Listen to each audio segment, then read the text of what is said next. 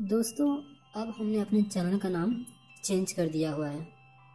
दोस्तों, अगर आपने इसका पार्ट 1 नहीं देखा है तो आप हमारे डिस्क्रिप्शन में जाके इसका पार्ट 1 देख सकते हैं। एस्ट्रोनॉट को वो स्लीपिंग चैम्बर से उठाते हैं, उसका नाम मैन होता है और वो बोलता है कि यहाँ पर इंसान रह सकते हैं। वो बताता है कि जिस जगह पर अभी हम हैं यहाँ पर एमोनिया की मात्रा बहुत ज्यादा है, पर ऊंचाई पर वातावरण बिल्कुल नॉर्मल है और वहाँ पर इंसान की बस्ती बसाई जा सकती है। मैन उठते ही अपने रोबोट को सबसे पहले बंद करता है, जबकि उसे होना चाहिए था ऑन। मैन बताता है कि वो जो है गलत इन्फॉर्मेशन दे रहा था, इसलिए उसने बंद कर दिया रोबोट को। सीन चेंज होता है। यहाँ पर प्रोफेसर बेन को दिखाया जाता है, जो कि मर्फ को बताते हैं कि ग्रेविटी की इक्वेशन कभी पूरी नहीं हो सकती। उसे पूरा करने के लिए उन्हें ब्लैक होल के पूरे डेटा की जरूरत होती, जो ना तो उनके पास थी और ना उन्हें कहीं से मिलने की उम्मीद थी। मर्फ बताती है कि प्रोफेसर बेन की मृत्यु हो चुकी है। वो उससे कुछ सवाल जो है वो कूपर को पूछती है कि क्या आपको इस एक्सपेरिमेंट के बारे में पता था। कई सारे सवाल जो है वो कूपर से पूछती है। ये सब सुनने के बाद कूपर ये डिसाइड करता है कि वो अब धरती की ओर बढ़ेगा। तभी कूपर का साथी उसे कहता है कि वो ब्लैक होल की तरफ से जाए और उस रोबोट को भी वहाँ पर छोड़ दे ब्लैक होल में, ताकि रोबोट जो है पूरी इन्फॉर्मेशन कलेक्ट करके धरती पर इन्फॉर्मेशन भेजते रहे, जिससे कि प्रोफेसर ब्रेन की जो थियरी है वो कंप्लीट हो पाए। कुछ देर बाद कूपर को पता चलता है कि मैन ने उसे धोखा दिया है। दरअसल जिस रोबोट को मैन ने बंद किया था वो रोबोट सही इन्फॉर्मेशन दे रहा था। मैन नहीं चाहता था कि रोबोट जो है वो इन्फॉर्मेशन सही दे। दरअसल मैन चाहता था कि ये लोग यहीं पर फंसे रहें और धरती पर फिर कभी ना लौट पाएं। तभी अचानक से मैन जो है कूपर पर हमला कर देता है, लेकिन प्रोफेसर की बेटी एमिली आकर कूपर को बचा लेती है। यहाँ पर मैन को दिखाया जाता है जो कि फ्लाइंग ऑब्जेक्ट में ट्रैवल कर रहा है। वो स्पेसशिप से कनेक्टेड होना चाहता है, लेकिन जैसे ही स्पेसशिप से कनेक्ट होता है वैसे ही जोरदार धमाका होता है और उसकी मृत्यु हो जाती है। अब कूपर जो अपने फ्लाइंग ऑब्जेक्ट के साथ में अंतरिक्ष में सफ़र कर रहा होता है और उसे भी अपने फ्लाइंग ऑब्जेक्ट को स्पेसशिप के साथ में कनेक्ट करना होता है और वो सक्सेसफुली कनेक्ट कर लेता है। यहाँ पर कूपर अपने रोबोट को ब्लैक होल में प्रवेश करवा देता है, लेकिन जैसे ही रोबोट ब्लैक होल में प्रवेश करता है उसका जो कनेक्शन है वो टूट जाता है और कूपर भी अपना कनेक्शन जो कि फ्लैगशिप के साथ में रहता है उससे अलग कर देता है। अब उस फ्लैगशिप जिसका नाम एंडोरेंस होता है उसमें एमिली सफ़र कर रही होती है। वो ब्लैक होल की तरफ तेज़ी से बढ़ रही होती है।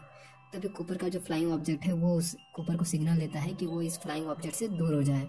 कूपर जो है जैसे ही बाहर होता है वैसे फ्लाइंग ऑब्जेक्ट जोर से धमाका होता है और पूरा नष्ट हो जाता है।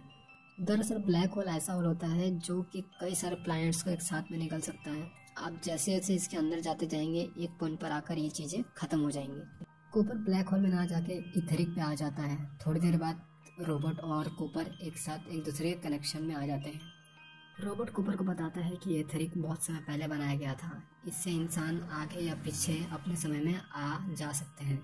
वो इस टेसरेक्ट के जरिए अपने घर में बनी लाइब्रेरी में पहुंच जाता है, जो उसकी बेटी मर्फ के कमरे में होती है, जहां उसे मर्फ दिखती है जो अभी बहुत छोटी है और कूपर किताबें गिराकर उसे अपनी मौजूदगी का एहसास करवाना चाहता है।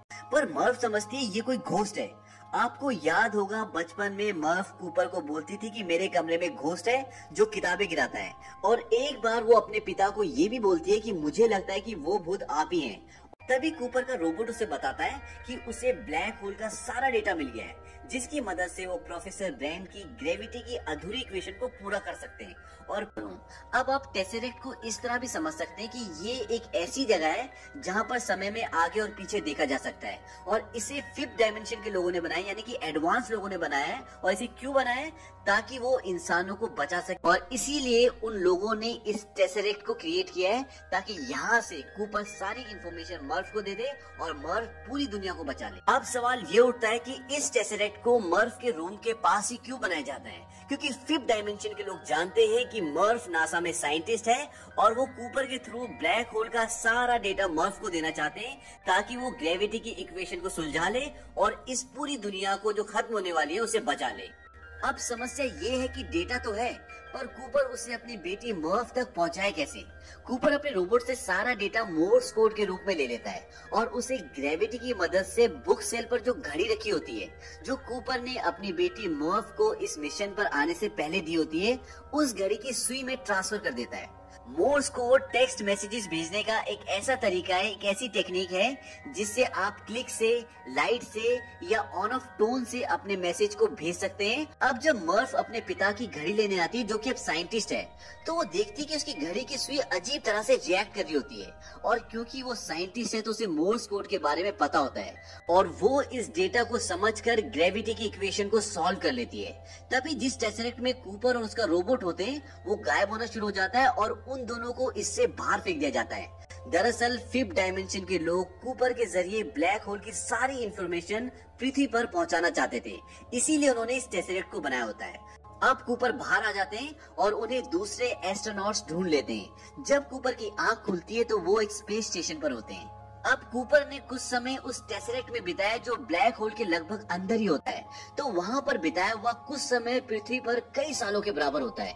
कूपर की आंख खुलने के बाद जब वो स्पेस स्टेशन को देखते हैं तो वो देखते हैं उसका नाम कूपर स्टेशन होता है, पर ये उनके नाम पर नहीं बल्कि उनकी बेटी मर्फ कूपर के नाम पर होता है। जब कूपर अपनी बेटी से मिलते हैं तो वो देखते हैं कि बहुत बूढ़ी हो चुकी है और कूपर की उम्र लगभग 3 साल ही बड़ी होती है, पर अगर वो पृथ्वी पर होते तो आज उनकी उम्र 125 साल की होती। कूपर बोलता है कि मैं ही तुम्हारा भूत था। उसकी बेटी बोलती कि मैं जानती हूँ।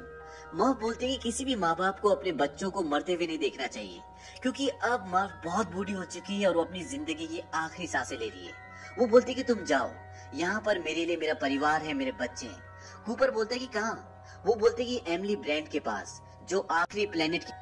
और अंत में ये दिखाते हैं कि एमिली उस ग्रह पर अकेली होती है और वो अपना हेलमेट निकाल देती है। इसका मतलब ये है कि वहाँ का वातावरण इंसानों के लिए पर्याप्त है और एमिली भी कूपर की तरह जवान होती है और कूपर अपने फ्लाइंग ऑब्जेक्ट में अपने रोबोट के साथ एमिली के ग्रह की तरफ निकल जाते हैं और फिल्म यहीं पर खत्म हो जाती है।